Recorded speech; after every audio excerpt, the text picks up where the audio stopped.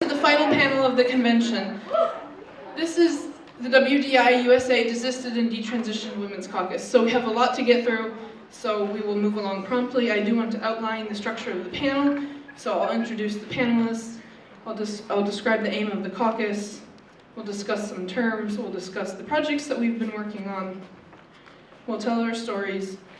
We have some prearranged discussion questions and concluding remarks. And if we have time, there will be audience questions. So without further ado, I'd like to introduce Fern, who's sitting to my left. She is a desisted woman who found radical feminism in 2021. After realizing that the answer to her internalized distress with her own material sex would not be resolved by changing virtual pronouns, she went looking for a true solution and joined WDI USA as a volunteer. She is interested in getting to the root of the issues that feed into the problem of gender ideology. Her main interest lies in advocating for gender abolition, female solidarity, and improving the lives of women who cannot or do not conform to sex role stereotypes. Celine Colomb, who will join us shortly via Zoom, if everything works, is an aspiring educator from Illinois whose goal is to work in literacy development for children and adults with hearing loss. From a young age, she has been both deaf and an avid reader. Celine came into feminism when she began detransitioning, having identified as a trans man from the ages of 12 to 28, primarily influenced by online gender ideology, isolation, and gender affirmation therapy. She finally sought healing and reconciliation with being female and found solace in joining the WDI USA Desisted and Detransitioned Women's Caucus. She is passionate about language access, literacy, and education, especially to uplift youth with disabilities. And I'm Elizabeth Chesick. I discovered radical feminism in 2019 while deprogramming from 7 years spent in the gender identity cult. I am especially interested in connecting older and younger feminists so that the generations may benefit from each other's knowledge, skills, and ideas. Having first joined WDI USA as Chief of Staff, I currently serve as President and as a member of the Board of Directors, and I facilitate this caucus.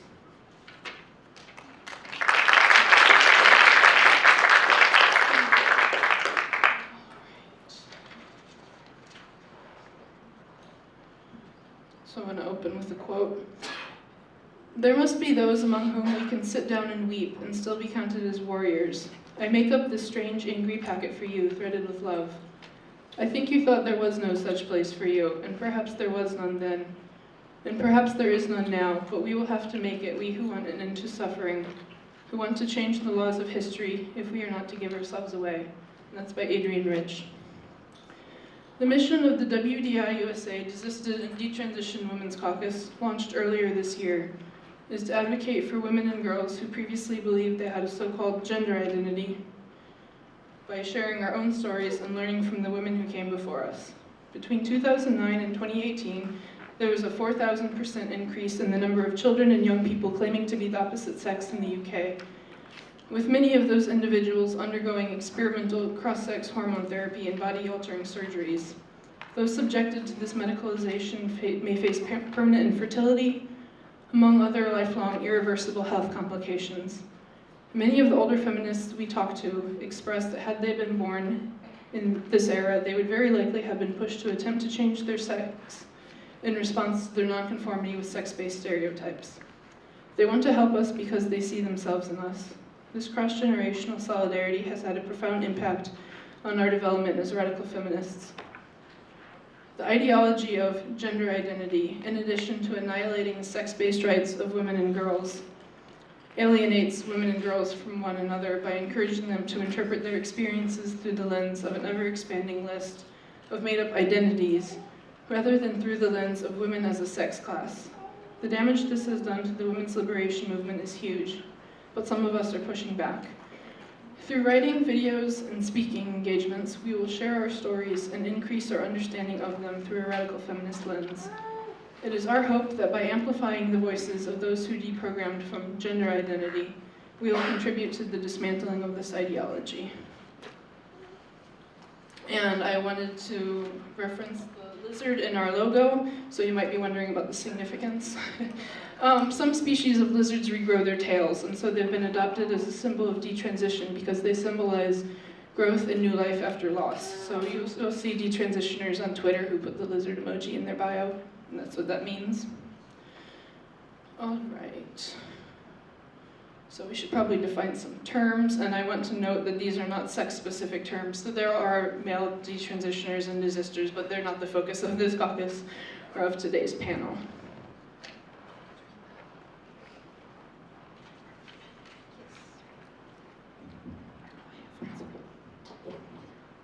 A detransitioner is someone who once believed herself to have a so-called gender identity, but no longer does, and who underwent irreversible medical procedures in order to approximate the appearance of the opposite sex, or sometimes the appearance of being no sex at all, or between the sexes. For detransitioned women, specifically, these procedures include GnRH agonists, colloquially known as puberty blockers, exogenous testosterone, double mastectomies, hysterectomies, metoidioplasties, and phalloplasties.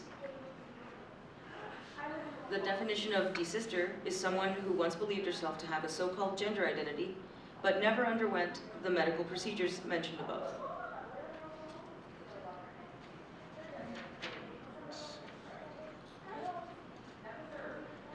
So there are some other terms. So, detransition is an imperfect term because you can't transition. So, it's not perfect, but I also think we can't let the perfect be the enemy of the good, and this seems to be the term that people have coalesced around. But there are other terms that I've heard. So I've heard re-identified. The issue with that is that woman isn't an identity. I've heard regretter. I just find that confusing because it's not clear what is being regretted. I think I like reconciled the most. It just seems like we've accepted who we are. So those are other terms that you might see women use, especially if they want to move away from detransition as a term to show that they don't believe you can ever transition out of your sex class. And then, kind of riffing off of Amy Sousa's talk yesterday, when we've met as a caucus, we've just kind of problematized what we mean when we say gender dysphoria. So it's sloppy language. It legitimizes the idea that gender identity is real, and also a big problem. I believe that the distress that these women feel is real, but it's not because they're born in the wrong body. No one is born in the wrong body. So there's other things going on. Some of these women have eating disorders, some of these women are trying to fit in with the fad, some of these women are gay and they can't accept it.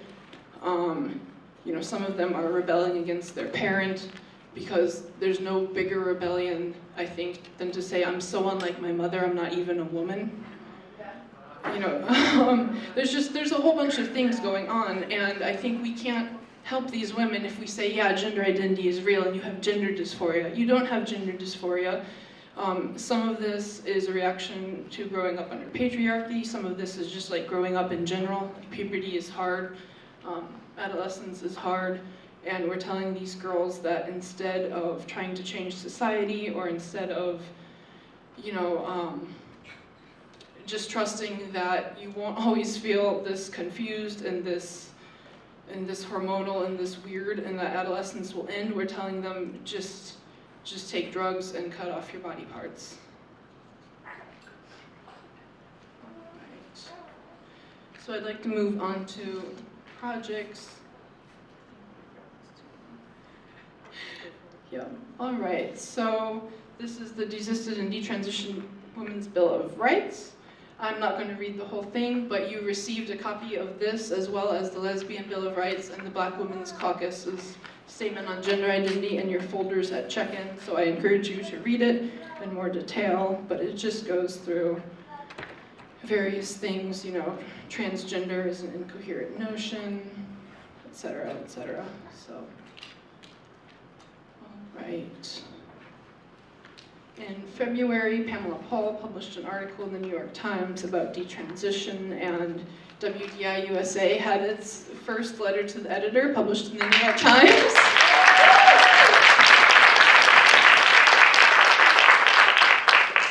So that was fun.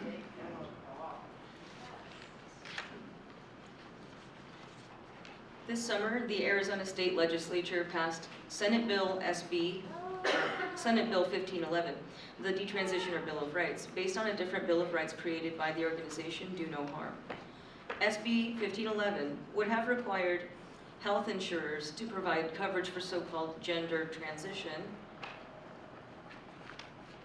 Those providers would have also had to cover detransition procedures.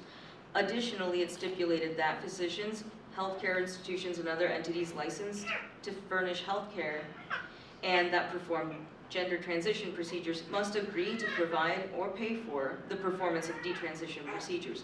We used two avenues to urge Democratic Governor Katie Hobbs to sign SB 1511 into law. First, we published an opinion piece in the Arizona Daily Independent. Secondly, and some of you may remember this, we urged all signatories, and especially those in Arizona, to reach out to the governor. Ultimately, Hobbs vetoed the bill with a single-line explanation. She said, "This bill is unnecessary and would create a privacy risk for patients."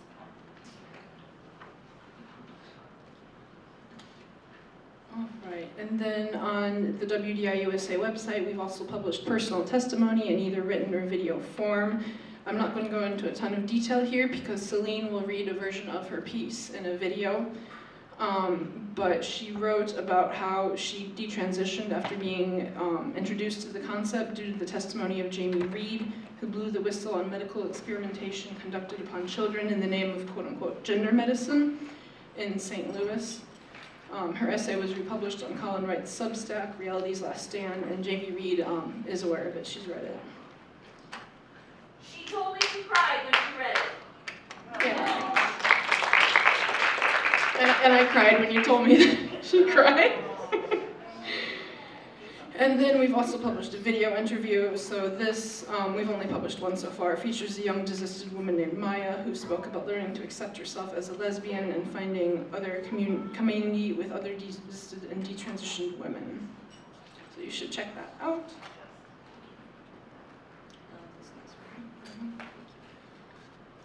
Going forward, we plan to publish more written and video testimony.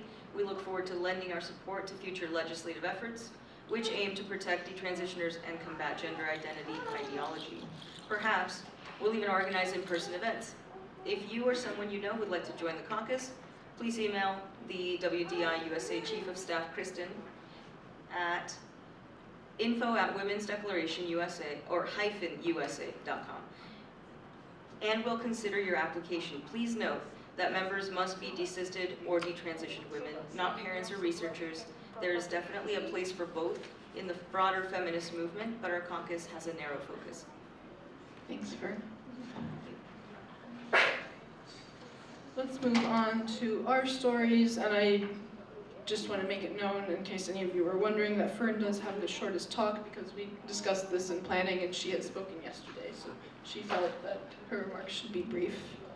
Yeah. All right. So my story, even though I claim to have a gender identity for about 10 years, roughly 2011 through 2021, the doubts were there almost from the beginning. I was in my late teens to early 20s when I remember seeing the things my online friends were posting change all of a sudden. I would get an idea of what new media was airing because a lot of my friends would move from spamming about one show to the next on my social media feed. The show, Orange is the New Black, first started airing on some streaming service. I didn't watch it myself, but everything started to get trans-washed from then on. If it was before, I didn't notice it. I remember not really caring about the show, but on social media, you often get an avalanche of media that you don't really want or need. A man wearing feminine clothing wasn't alarming to me, nor anything to celebrate, since I already thought sex stereotypes should be broken, and nobody celebrated women and girls for doing it, so why would he be an exception? Plus, I don't really celebrate femininity, no matter who is performing it. I thought it was another TV fad that would pass. I pieced together that the show was about a women's prison, and one of the actors was a man who wanted to be called a woman, and he was in the prison. In retrospect, that really primed a lot of people for the kind of news they might be hearing now about transgenderism.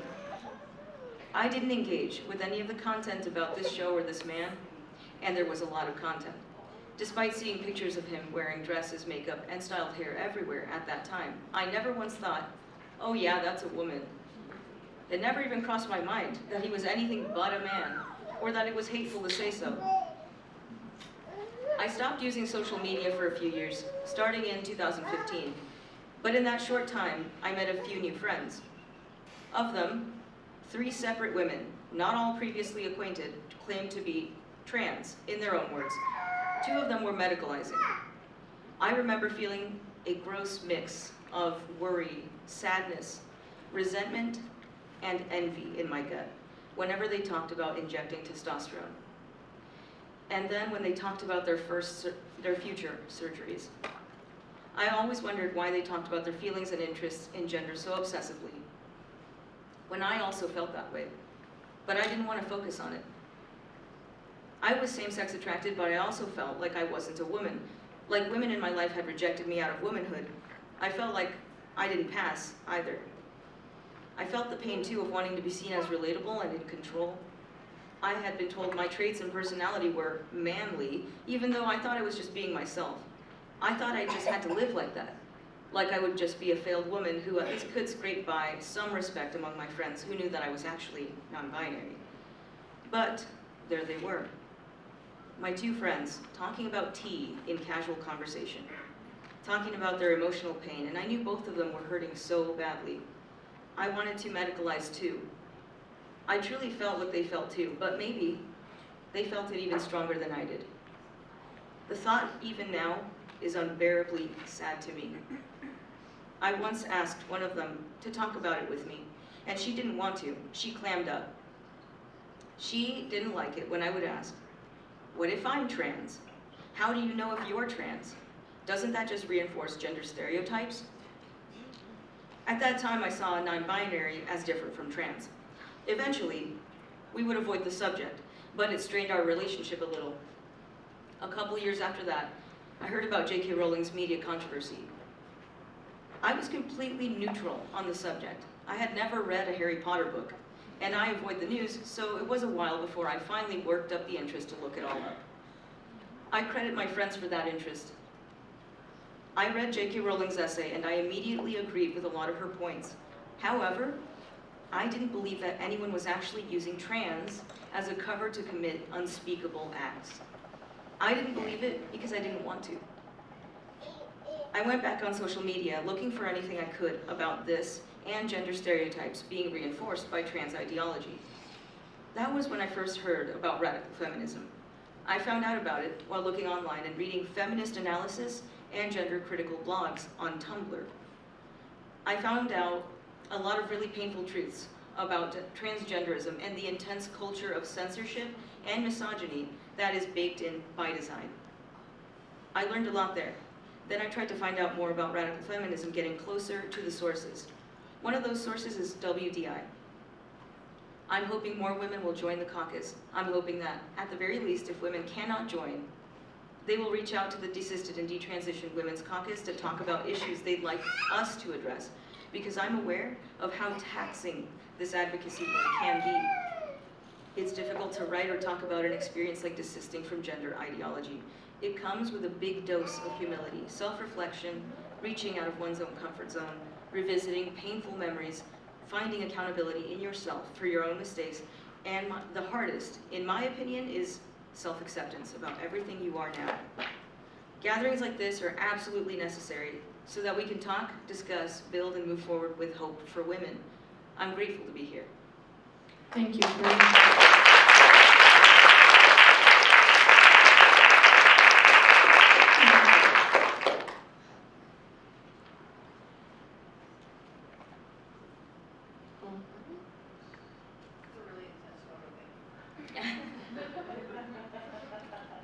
That is my screensaver.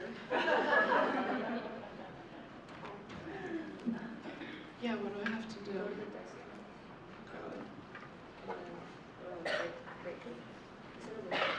Why does it look like the trans flag? It's not the trans flag. Display settings.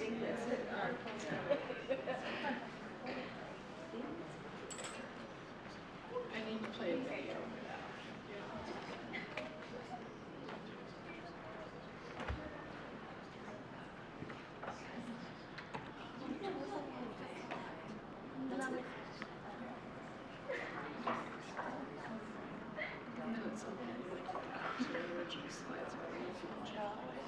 All right, sorry, this is Celine's talk.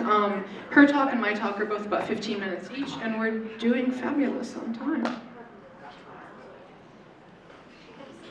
Hey everybody, my name is Celine Callum, and last year I made one of the biggest transitions of my life. What was that? I decided to stop trying to disguise my sex. A few days after my 28th birthday would have been 10 years of injecting testosterone, and I always thought I would be really at peace with that milestone. I'd be so deep in my authentic life. So heading home from work one day by February 2023, I stopped to look at the newspaper stand, and I saw a headline about Jamie Reed blowing the whistle on gender medicine at the St. Louis Pediatric Clinic. I took that, and I read the article, and it just shook me to my core. I identified with every line. I had been using the phrase as a kid, would you rather have a dead daughter or a living son, on my mother, which I learned that medical professionals use on distraught parents with confused children. And I was just really horrified to realize that I wasn't the only one who had been set down this path as a minor. So I had already stopped taking testosterone a few months prior to this. I was worried about medical complications that I could have down the road. And despite my facial hair, my body fat began to redistribute. And I started to be correctly sexed by other people, including men in the men's restroom, who would just be very confused as to why I was in there. So I was debating as I read this, what was my next step? My little niece has only ever known me as her uncle since she was born. And my husband and I lived a really outwardly happy life as a gay couple. And since I had a beard and I had already had a double mastectomy, I just continued pretending to be a man. But did I want to? So as a child growing up in South Alabama, I just really thought life would be better if I was a boy. And in some ways though, I didn't really mind being a girl. My neighbor used to call out to my sister and I, hey boys, and we'd be like, Mark, we're girls. And I was really less of a classic tomboy and more of just a healthy young girl who did whatever I wanted to do. I didn't really let stereotypes affect me. If I wanted to play with cars, play with cars. If I wanted to play with dolls, play with dolls. That wasn't a gender. And I didn't really worry about my body until I learned about the ways that other people changed their bodies. My issue was just that it seemed like everyone was trying to push me into a role that I didn't fit in as a girl. When I first went online, it was about 2006, 2007, I was 10. At first I was just playing little games online, and then I found my way over to Yahoo Answers. I started asking people, I feel like a boy inside, but I like all these girly things. I like my hair, and I like my clothes. I don't really mind being called a girl, but sometimes I just feel like it would be easier to be a boy for some of the things that I like and the ways that I'm treated. So can I still be a boy? And everyone said, yeah.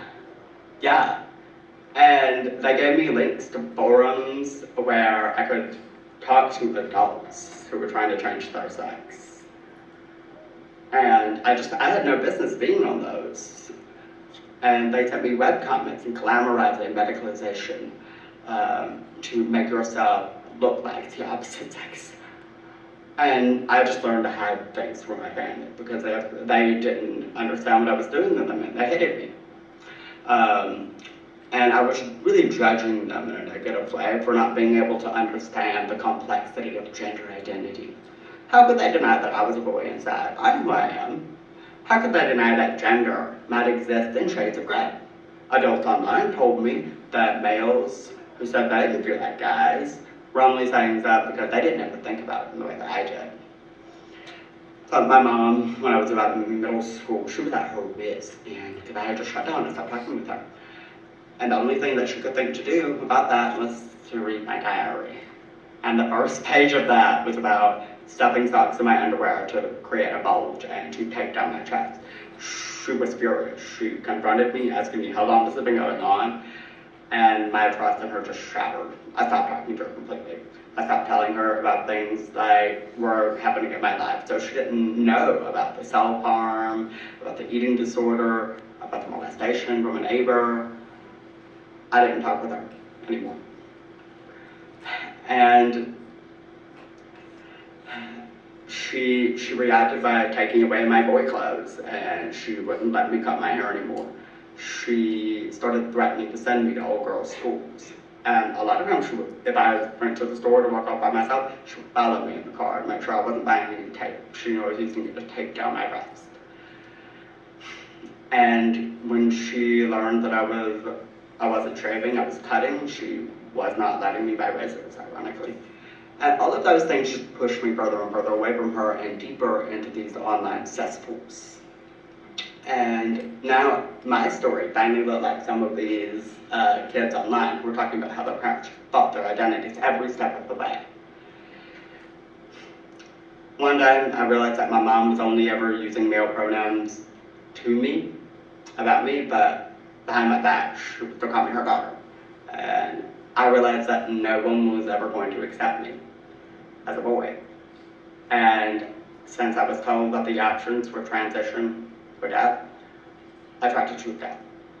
And after that, when I came back from the hospital from a suicide attempt, my mom never used my birth name again. She completely gave it in.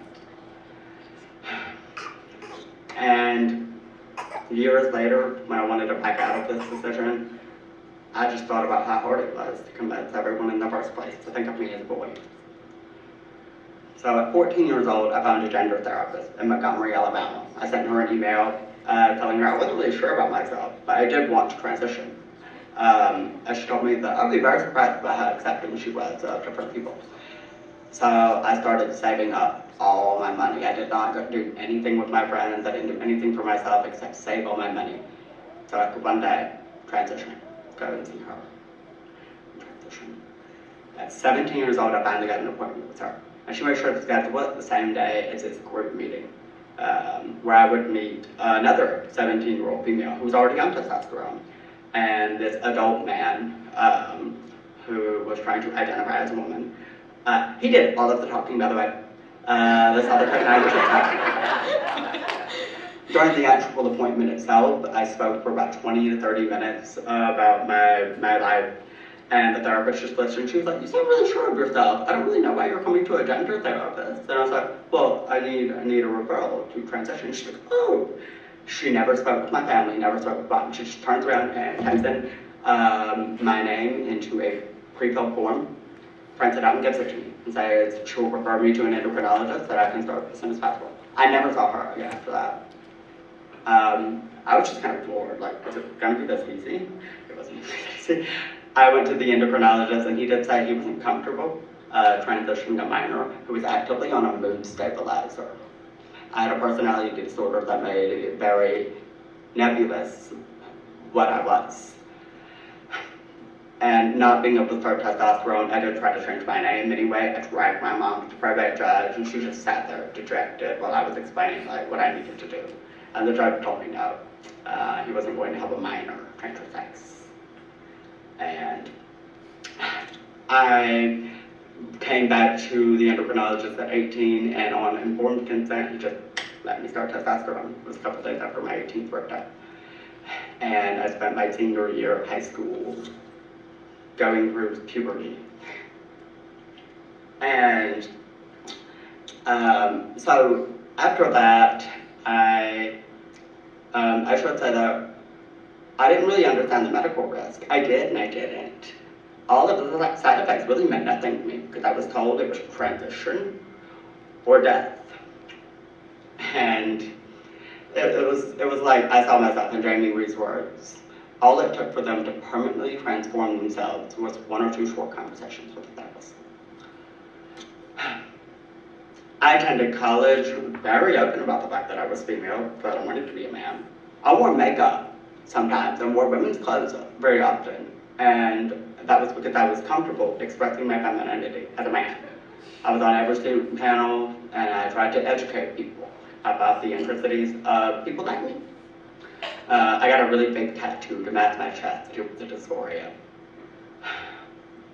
Later, at 21, I would get a mastectomy. I had actually gone in there to ask about a different procedure, one more private, and the nurse there was like, "You should think about this first." And I thought maybe that would make me happy, but all it did was make my eating disorder worse to have a mastectomy. And I kept wondering if something was going to go wrong on that day of surgery.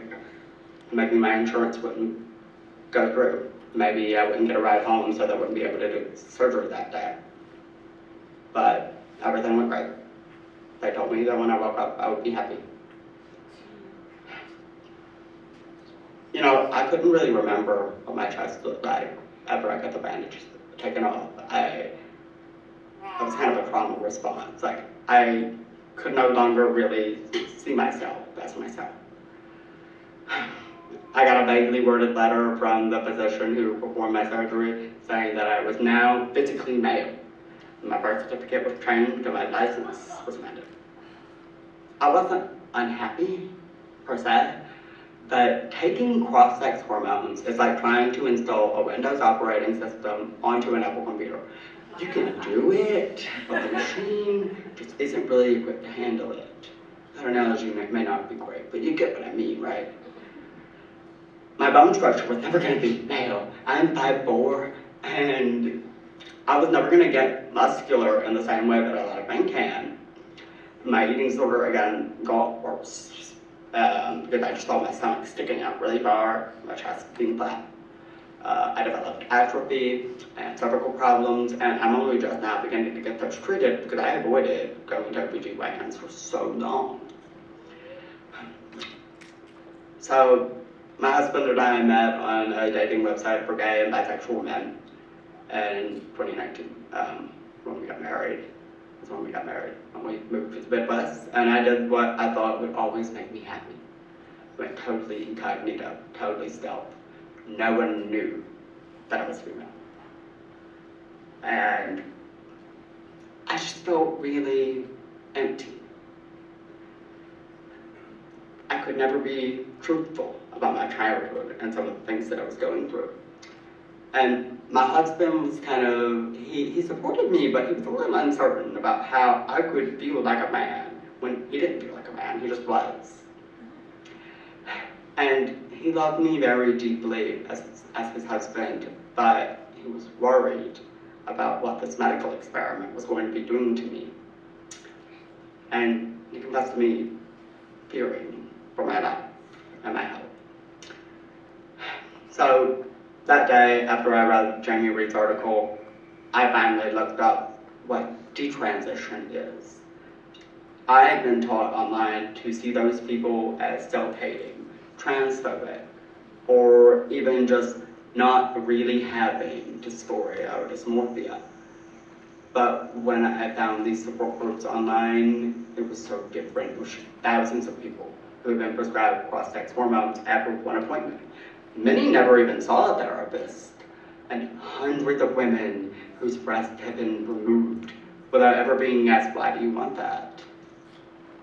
There were people who had their perfectly healthy body parts mutilated to just kind of poorly approximate the opposite sex. And so many of these detransitioners and desisters still struggled with wanting to be the opposite sex, but realizing that that's an impossible endeavor. And my future was just so uncertain. The cost-benefit fallacy was so strong. I was almost 30 years old, and I lived half my life lying about my sex, and so there was no adult woman that I could return to, right? Hundreds of people told me that that's not what this is about. Even if I had lived my whole life pretending to be one thing, there's no going back. There's only moving forward. There's stopping the medicalization. There's stopping the lying. It's starting over. It's moving forward. I was going to wait until my husband and I could move. I didn't want to be seen as a trans woman, and I didn't want to just detransition at work. So my husband suggested, as a way of coping with this, I could think about it as a way of serving penance to my body. Because I felt really guilty about what I had done to myself. But at home, really privately, I did experiment more with wearing women's clothes. I got breast forms to try to help myself break through the body dysmorphia that I had developed from years in these echo chambers. One day, though, I just snapped. I felt miserable living a lie, dealing with my period at the men's restroom and all of this. So I went to HR. And I was expecting shock when I told her. She was not shocked. And she assured me that no one was going to be uncomfortable with me telling them I'm actually a woman. And I had expected at the time just a few slow weeks of spreading this word, telling managers, but instead I wrote a note and I passed it to my coworkers. Most of them weren't really surprised to learn that I was actually female, some of them were, but not a lot. And I changed my name tag, and everyone was just really supportive. A few people asked me privately, like, why did you transition to begin with? Why did you try to change your sex? I told them, the last decade of my life has been the epitome of sunk cost fallacy. Gender ideology really ruined my childhood, and I really wonder what my life would have been like if I hadn't been told, yeah, you can become a boy. My husband and I really expected bewilderment from his family when we finally told them, but they didn't say anything. Instead, his sister-in-law, my sister-in-law, came to me telling me that she wants to be a boy. And I tried to express all of this to her, and she won't listen. And I hope one day that she and other young girls like her listen and try to understand that being a woman, being a girl, isn't about anything other than being female. So, thank you all for listening today.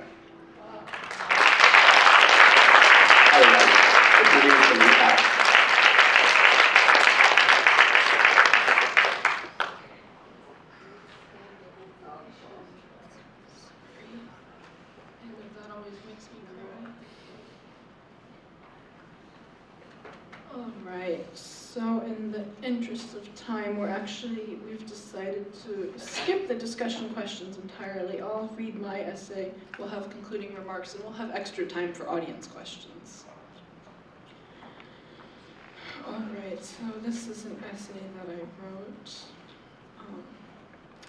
You know me, I like to put quotes and things, so. You have a responsibility to see that your wounded selves do not get in the way of your warrior selves. And this is from the book Letters to a Young Feminist by Phyllis Chesler. What is a woman? If you asked me that question between 2012 and 2019, I would have told you that a woman is anyone who identifies as a woman. If you had asked me more specifically whether I was a woman, I would have hesitated. I didn't know for sure. I was a girl who, like many, regurgitated the lies of the gender identity movement. How did I break free from the propaganda and become the woman I am today? A woman who my old friends from college branded a TERF, or trans-exclusionary radical feminist, when I began speaking up about the harms of this movement. At 16 in 2012, I began to spend too much time online, and it was there that other teenage girls introduced me to the concept of gender identity. That is, the idea that your body is somehow not your body, that you can, through a mechanism no one ever cares to explain, be, quote-unquote, born in the wrong body, and that your sense of self, or your identity, takes precedence over pesky biological realities like your sexed body. It would be years before I came to recognize so-called gender identity as a pseudoscientific, misogynistic ideology. Years before I understood that I was not alone in falling for this, that there were now multiple generations of women and girls with the same story. And it would be years before I would forgive myself for having been duped, and still more years before I began to do all I could to make amends by joining the fight for the sex-based rights of women and girls worldwide. So every day I wake up grateful for two things. The first thing I'm grateful for is my intact body, and this is particularly meaningful to me because in the last few years I have realized that I really want to be a mother. Many women my age, should they also have those desires either now or in the future, have had the experiences of pregnancy and breastfeeding, foreclosed to them forever due to hormones and surgeries. It's hard to predict what my future holds, but I'm grateful for that possibility that I still have.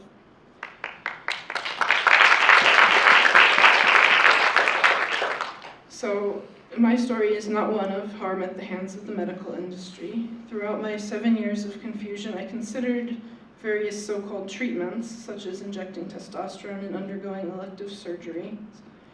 I spent a lot of time looking at the results on the surgeons' websites and watching YouTube videos where recipients of these so-called treatments enthused about them. And occasionally someone would despair over their results, but no one dared to question whether the ideology that led them down this path might be at fault rather than the procedure or the surgeon itself. I also watched as my friends in college injected cross-sex hormones into their previously healthy bodies and had their healthy body parts amputated. Ultimately, I never went through with any of it, and in the 5 years since coming out of all of this, I've tried to figure out why I didn't go down that route. What stopped me from jumping off the proverbial bridge when all my friends were doing it? I don't claim to have all the answers, but I think it comes down to trusting my instincts. I may have been a gullible teenager, but despite all the propaganda which insists that these treatments are life-saving and reversible, I had a sense on some level that something wasn't right.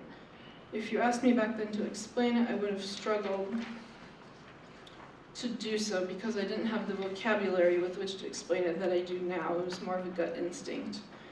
Things just didn't add up. For example, although I parroted trans women are women, I never fully understood what I was saying when so-called quote-unquote trans women, and just bear with me from terminology, discussed the moment they knew they were women or girls. I couldn't relate. The discussion centered on activities such as wearing dresses, painting their nails, stealing their sister's underwear in order to try it on, or being attracted to men. And as someone who doesn't have much patience for beauty rituals, has never stolen anyone's underwear, and has always been solely attracted to women, I felt so out of step with them.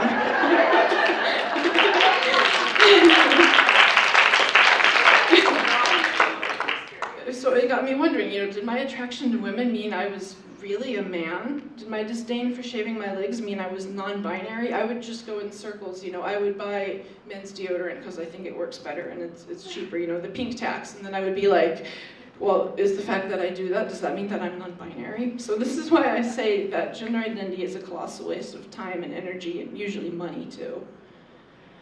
I was reluctant to make any decisions regarding hormones or surgery until I felt sure that these were the right decisions. And I wasn't sure. I kept changing my mind about my identity, which I had been led to believe was more important than almost anything else. I thought I was crazy for having these doubts. I thought I was alone in my confusion. I thought asking questions and doing my own research were transphobic. I listened to my friends talk about how they felt more depressed, not less, after injecting the cross-sex hormones and undergoing elective surgeries that were supposedly life-saving, and thought that maybe my worry for them was just misplaced judgment. Many times, I swallowed my doubts and resolved to, quote, listen to trans people and be a better ally.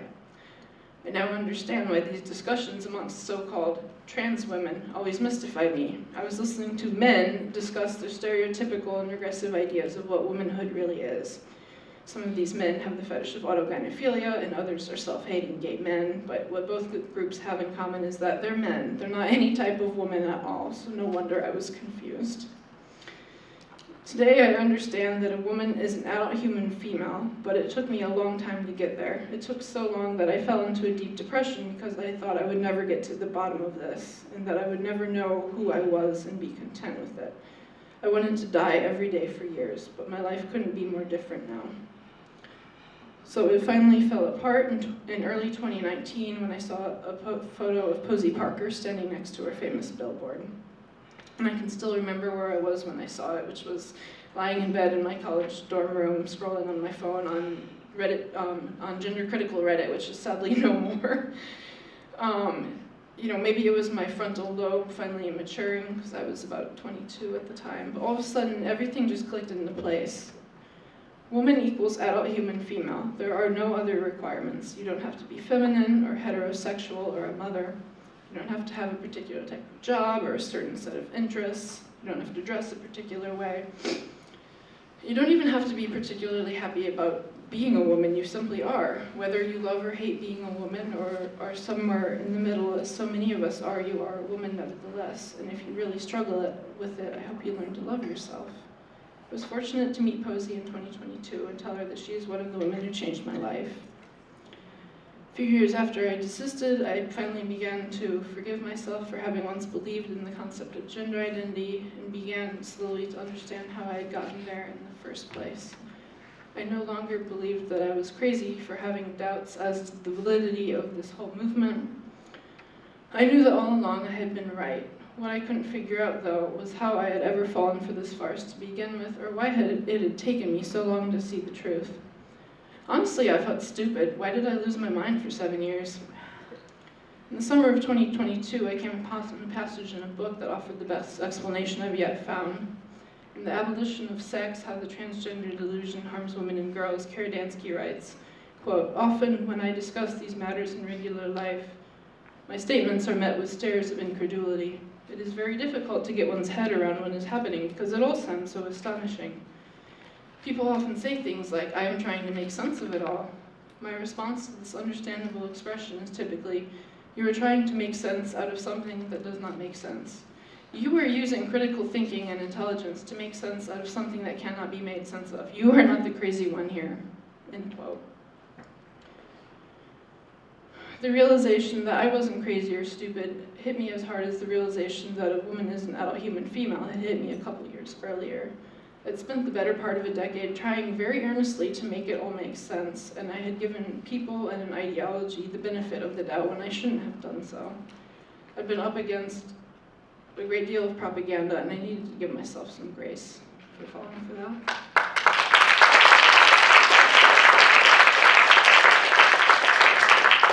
Around the same time, I began to reflect on how I found my way out of the ideology. What caused me to have doubts and prevented me from going down the path of hormones and surgeries, as many of my friends, classmates, and coworkers did? Because it certainly wasn't the law. I was legally of age to give informed consent to any of these procedures, and very few bans were in effect at the time, because remember, this is 2012 to 2019. So in her essay, The Dangerous Doctrine of the Disembodied, Amy Sousa, who writes of the Subsect, The Known Heretic, says, quote, "Encouraging and medicalizing disembodiment is both physically and psychologically harmful. The most important safeguarding tool we have is our bodies. To be fully embodied is to be responsive to the body's signals for pain, fear, hunger, and satiation.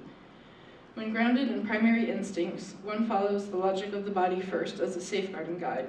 But trans ideology teaches the opposite, to disregard the body's impulses and superimpose the mind's will onto the body. This is treating the body like a thing rather than as the self. But the body is the self. We are our bodies. To perceive one's mind and body as separate entities is to be in a state of dysfunction," end quote. I now recognize that the doubts and confusion I experienced many times between 2012 and 2019 were part of a fear response. They were my self-preservation instinct kicking in. And Amy's writings on the subject of instincts have been valuable to me as I pick up the pieces of my life after recovering from this.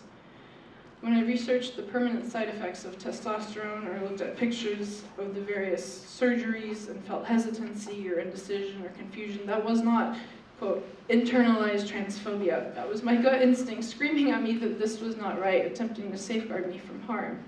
We should feel fear regarding elective surgeries and the administration of cross-sex hormones for cosmetic purposes. I remember seeing a Tumblr post that said, quote, "If you decide you don't like tea, you can always quit. It's no big deal," end quote.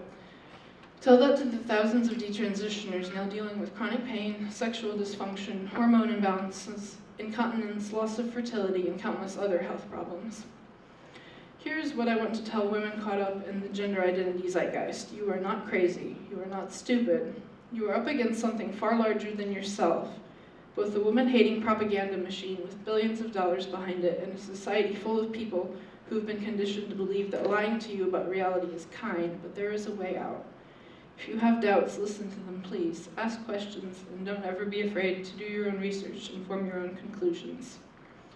It's never too late, and you're never too far gone. The WDI USA Desisted and Detransitioned Women's Bill of Rights, which is a document we produced earlier this year, states that, quote, "There is no point at which a detransitioned woman ceases to be a woman, regardless of the ways in which her body has been altered, because there is no wrong way to be a woman," end quote. I stand by that statement. Sister, there is only one requirement to being a woman. You have to be female. If it's the night before your double mastectomy and all of a sudden you've gotten cold feet and you're wondering whether or not you really want this, you can back out, really. People may not understand. They may talk about you behind your back or spread lies. Ignore them. Listen to your instincts. I'm not saying it will be easy. I'm saying that it can be done. There are women on the other side waiting for you. I know this because I found them there waiting for me. And solidarity with other women has helped me in a way that neither psychiatric medication nor therapy ever did. These are the words I wish I could tell my friends who are still caught up in the farce of gender identity. One of them, who I'll call M, quit testosterone around 2018 because, among other things, it destroyed her singing voice. For a while, she also stopped binding her breasts. However, she never fully left the ideology behind. She was apologetic when she ended our friendship in 2020, but she said she couldn't continue talking to me. Last summer, I found out through the grapevine that M, who's now in her late 20s, had scheduled a double mastectomy to be performed later that year. I have zero reason to believe that she did not go through with that procedure. I don't know if she ever resumed injecting testosterone. I miss her every day, and I think about how I never once called her by the name her parents gave her. Earlier, I spoke about waking up each day grateful for two things. The first, my intact female body, and the second is the friendships I've built with other women as a result of my experiences. I don't really regret those 7 years I spent in the gender identity cult. How could I? They shaped me into who I am today. Of course, I wish that gender identity ideology did not exist. It destroys lives, tears families apart, rolls back the gains of both the feminist and LGBT movements, poses obstacles to child safeguarding, and has a chilling effect on free speech. I wish to eradicate it, and every day I work toward that goal. But I can't deny that gender identity ideology, which brought me to the lowest point in my life, ultimately led me in a roundabout way to some new heights, this time in terms of fighting that ideology. So something you should know about me is that I'm capable of finding a silver lining in even the darkest cloud. I wish this ideology would disappear at the snap of a finger, but social change is slower and more complicated than that. So in the meantime, I look for the light in the darkness. There are no words to convey how profoundly grateful I am for the women I found after years of seeking, my friends, my colleagues, and my mentors. And here's to every woman who's told me, "Welcome home, sister." I treasure these friendships. Gatherings such as this convention are bittersweet because as I look at your faces in my mind's eye, I involuntarily picture the faces of the women I love who have lost their way. They should be here too, but they aren't. Lear Keith writes movingly of the women who, quote, should be our next generation of warriors. The battlefield is instead their female flesh, end quote. I see myself in some of the women I've met these past few years, and I see my friends from college and others, or instead I see glimpses of who they could become if they were fully embodied rather than disconnecting and self-rejecting. After years of turmoil, I found healing, meaning, and understanding, and I want to share it to help in the way that I was helped 5 years ago. So I share what I've learned through projects such as the Desisted and Detransitioned Women's Caucus of WDI USA, hoping that it resonates, and I hope that one day it will reach my lost sisters.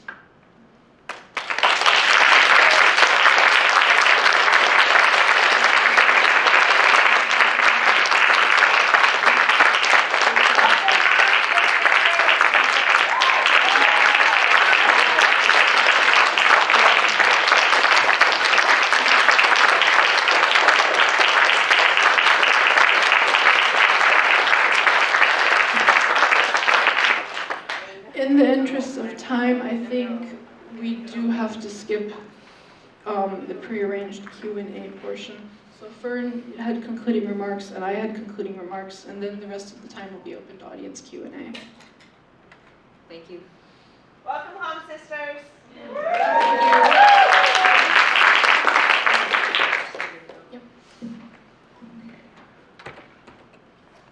Because I didn't medically alter myself, believing in gender was more so about emotional fragility, isolation, and sexism. partially influenced by the pathologizing mental health industry, as was mentioned by some other women in this convention. It made me feel completely pigeonholed, really. So I felt like I had no choice but to identify with trans ideology or use it as a cover because I was not acting enough like a woman or like a girl. I really thought I would never be happy unless I rejected my female body and myself. I'm still working on building up resilience in myself and learning to use my emotions as tools to help me change myself or my environment for the better, instead of trying to silence my emotions or ignore them. Mainly the reason I'm interested in radical feminism remains the goal of gender abolition. Something I'd like more collaboration on is visualizing what gender abolition looks like as a process, from the smallest scales to the largest.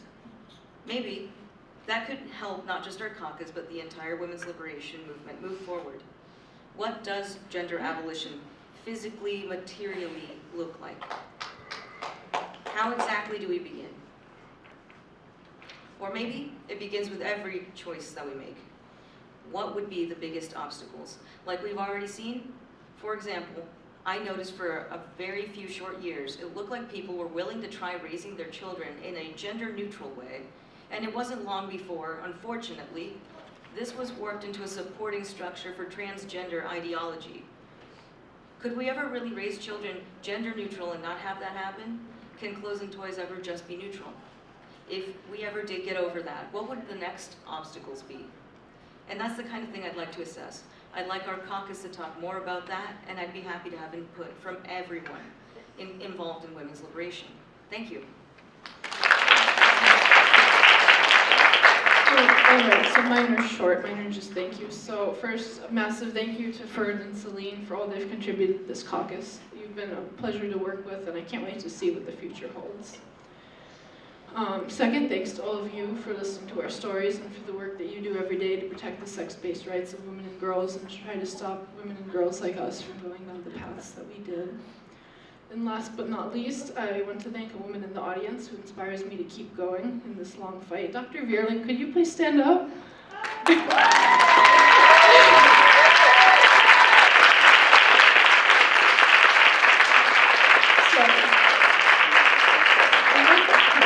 More than 3 years ago, I attended one of my very first in-person women's gatherings, not too different from this one, and I struck up a conversation with another woman about what brought us to that event.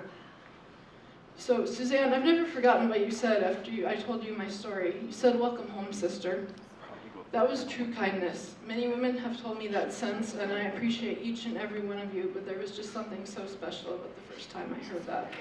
I took your words to heart, and I hope that desisted and detransitioned women who find their way to this caucus feel that they have come home.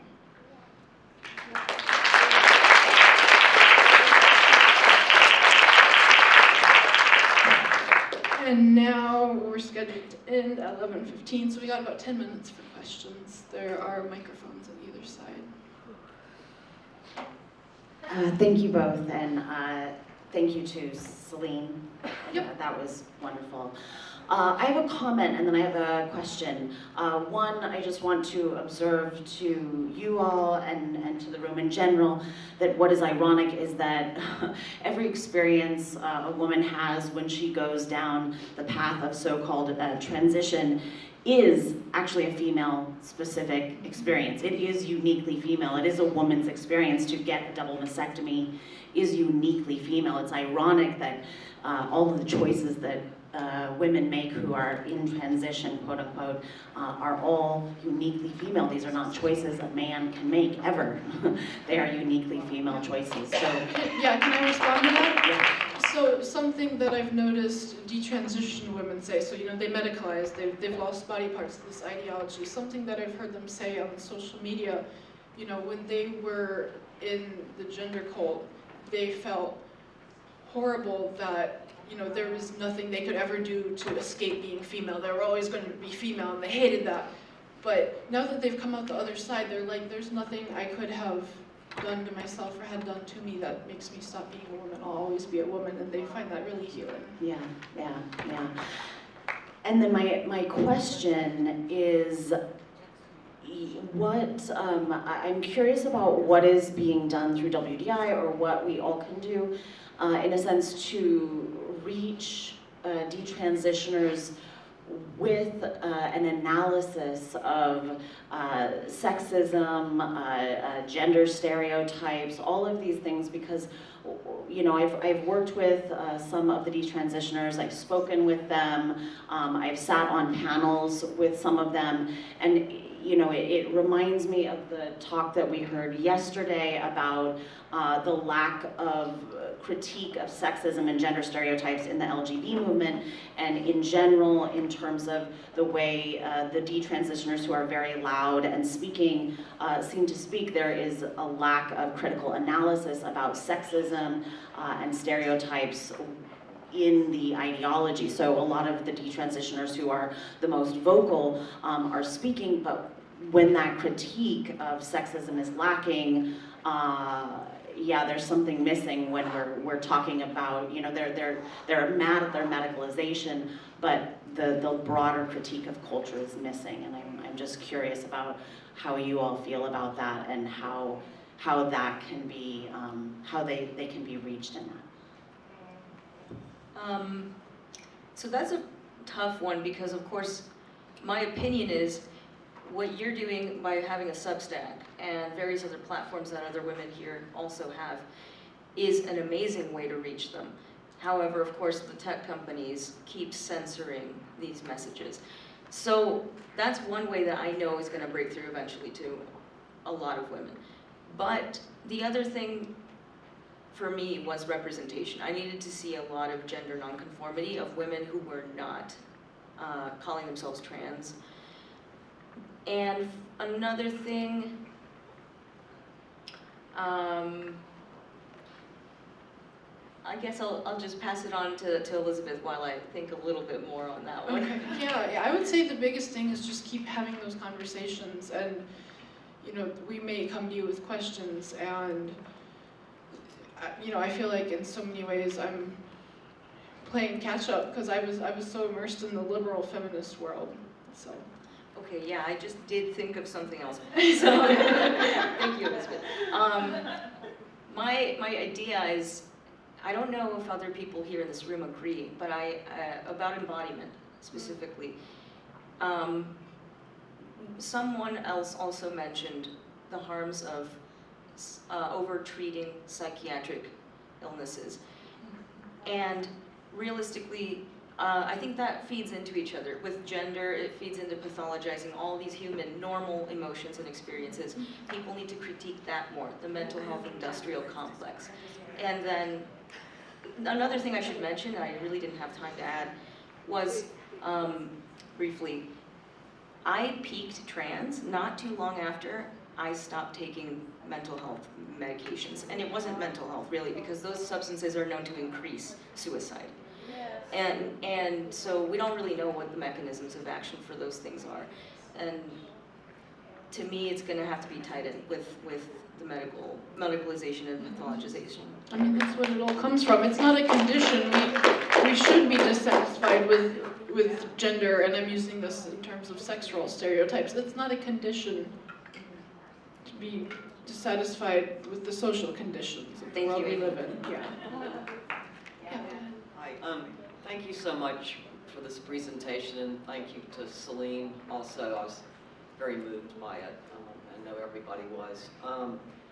My question, it's something that I just keep turning over in my head as I hear about the rate of girls identifying as boys has risen 4,000-fold, or whatever the stats are.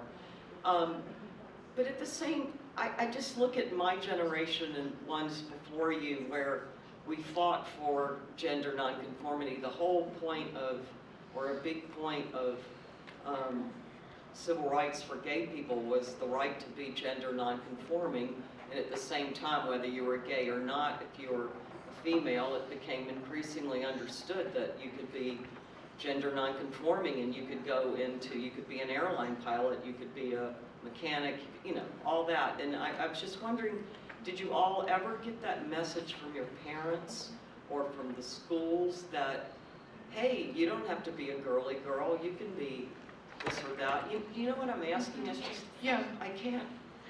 Yeah, no, I did get that message, and actually that was something that was helpful in pulling me out of this, because, you know, my mom is just, she's gender non-conforming, and looking maybe around 2016, 2017, 2018, I started to have doubts just keep piling up, and I was thinking about how, you know, my mom just does her own thing, and she doesn't worry about dressing a particular way, or particular interests, or a particular job. She's just herself, and But why couldn't I yeah, you know, you in the beginning?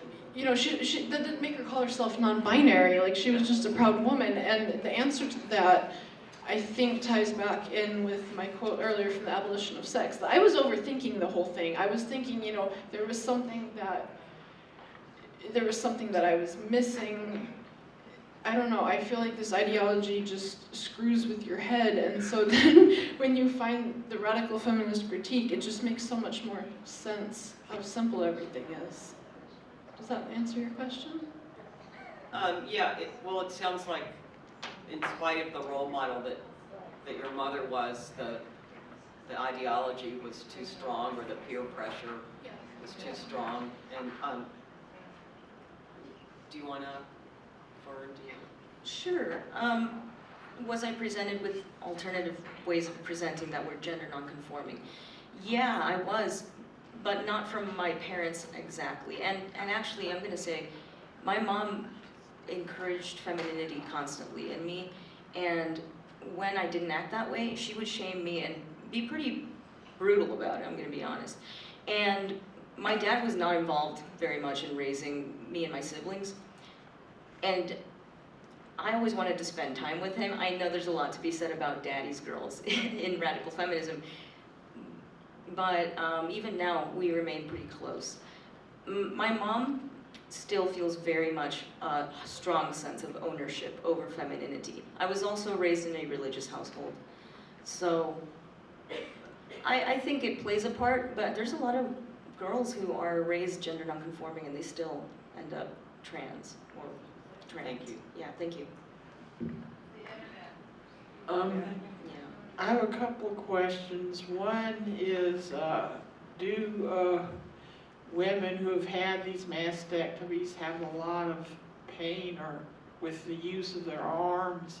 And the other is, how is the best way to deal with family, extended family members, or even close family members who are identifying as trans or non-binary? How do you dialogue with them and with their parents? Sure, so I'll take the first one. So as far as I'm aware, I'm just going to talk about examples of two women I'm aware of. So I do know a young woman who dropped out of high school. Yeah, dropped out of high school, and just she was very depressed as a result of all of this. And so she's kind of limited in the jobs that she can have, and she does a lot of manual labor, and I know it's difficult for her to like lift things over her head because of her double mastectomy. And then I'm also thinking about a woman on Twitter, Krisha, and she had a baby earlier this year, and because they didn't remove all of her mammary glands, they started to fill with milk, and there's no way out. So those are some of the complications that women deal with, and no one told her that this would ever happen. So for your second question, how do you engage with a family member who may be believing in gender ideology and have a gender identity? I think the first way to do it is introduce, I'm going to be repeating this a lot, but introduce a lot of ways of just being gender nonconforming and continuing to acknowledge your sexed reality. And just, it's important not to push them away. They're going to probably express a lot of immaturity and emotional fragility, because that's part of what leads into these identities. Thank you. Let's take these last two questions real quick. Okay, this is a quick one. This is a quick one, I think. Yeah. Would you like to say anything about a difference that I think is crucial, but maybe you don't? It has to do with the difference between gender nonconforming, which could include, I don't know, butch lesbians or something like that, versus living and thinking and perceiving in a paradigm that has nothing to do with gender.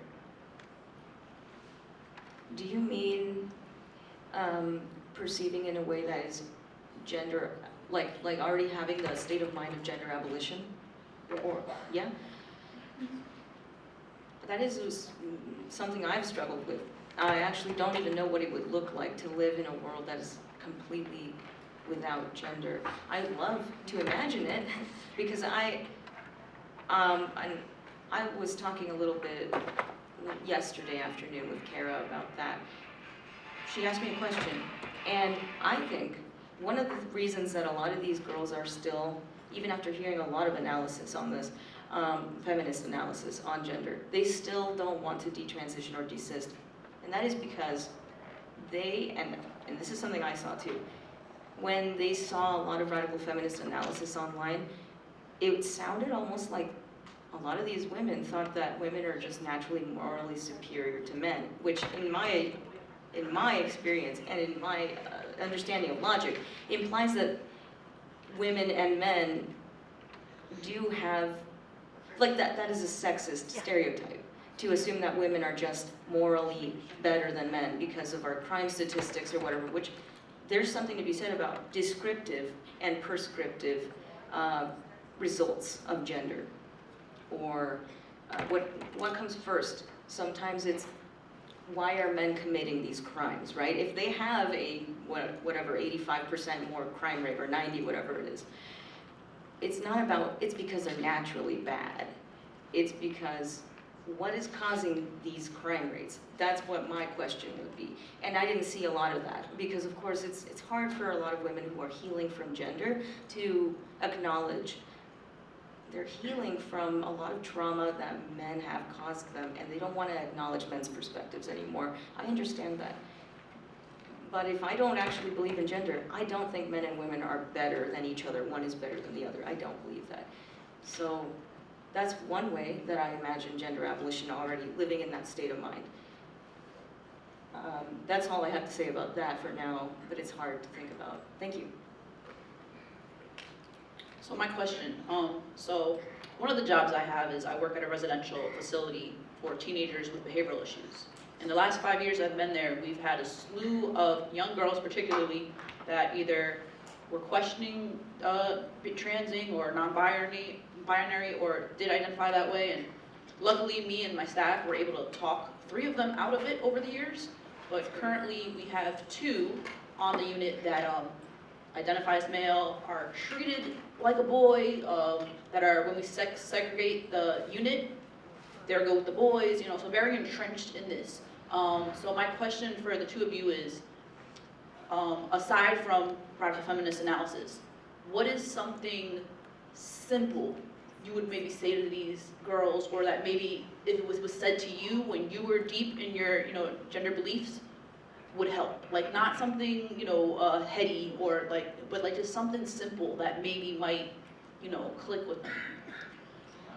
Yeah, I'd say you're not going to feel like this forever. I'd say, and you know, I think it's hard to take this advice on board as a teenager, but listen to your elders. Like they do have something, they do have wisdom to share with you. So when they tell you, you know, I felt like this growing up, I thought I didn't fit in, you know, I was dissatisfied with what was expected of me as a woman, etc. Like, listen to them. They do have something important to tell you. And then the last thing, and it's more of like a concrete action, is just, I feel like we just sit in front of screens so much and we get very focused on the avatar world and just get in our heads and just get out there in the world, get into your body, you know, do something active, volunteer, like get a focus outside of yourself.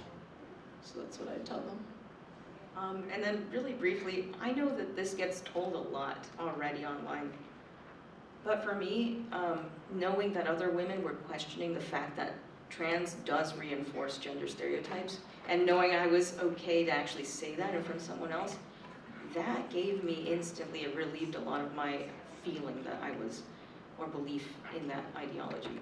So just give them I don't know, hints that you are open, or if you're already out as a woman who believes in reality, then just make it safe for them to question those things. I think you probably already are doing that. Yeah. For me, it was just really, I looked online for other people who were saying, this stuff reinforces stereotypes.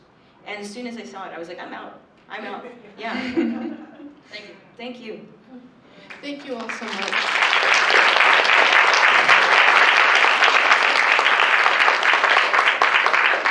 Okay, Elizabeth has no idea this is happening. We're not quite done. We're not quite ready for the break. Carrie, We're ready. what's happening? Okay.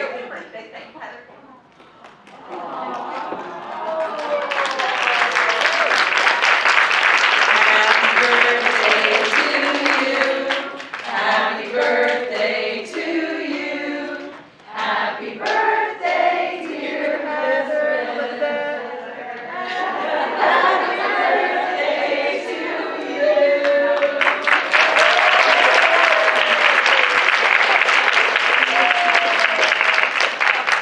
So I did not even know this. Please let me introduce Heather Scalzi. It is her birthday as well. Heather took care of registration as you all were arriving on Friday. So thank you both. Happy birthday.